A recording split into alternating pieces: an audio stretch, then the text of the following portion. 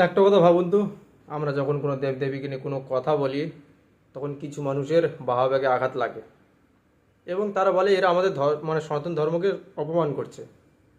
তবে তোমাদের একটা কথা বলি, তোমাদের সনাতন ধর্মের যেসব দেবদেবীরা আছে তারা কি রাস্তায় পড়ে থাকা ভগবান? বা যে কোনো এক জায়গায় একটা ট্যাটু এঁকে নিলাম, কিছুদিন আগে একটা দেখেছিলাম যে একটা মেয়ের সারা অঙ্গে সনাতন ধর্মের যে কটা ভগবান মানে ভগবান আছে, দেবদেবী আছে, তাদের ট্যাটু করানো আছে। তাহলে এগুলো কি সনাতন ধর্মের অপমান নয়? আর এই যে মূর্খ প্রাণী, একে চেনে না এমন কেউ নেই, সবাই চেনে।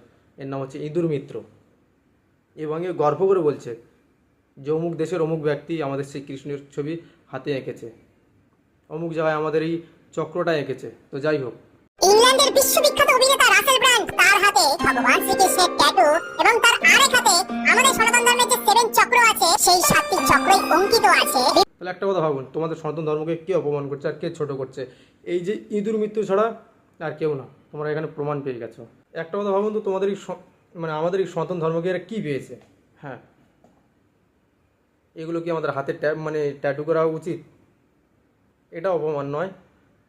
বা চালের বস্তা থেকে শুরু করে আজ ক্যারি ব্যাগ থেকে শুরু করে আজ এই সনাতন ধর্মের মানে দেবদেবীদের ছবি দেখতে পাওয়া যায় এবং সেটা নিয়ে কোনো মানে সঠিক সনাতন যারা আছে, যারা নিজেকে হিন্দু বলে দাবি করে, যারা নিজেদেরকে সনাতনী বলে দাবি করে, তাদের কাউকে দেখিনি যে তারা সেই সব জিনিস নিয়ে প্রতিবাদ করতে বা সেই সব জিনিসগুলো নিয়ে প্রতিবাদ করুক। এরা প্রতিবাদ করবে না এবং এরা নিজেদেরকে খুব গর্ববোধ মনে করে যে ভাবুন অমুক জায়গায় এই ব্যক্তি হাতে করেছে, অমুক জায়গায় একটা মেয়ে পিঠে এঁকেছে, সারা অঙ্গে এঁকেছে।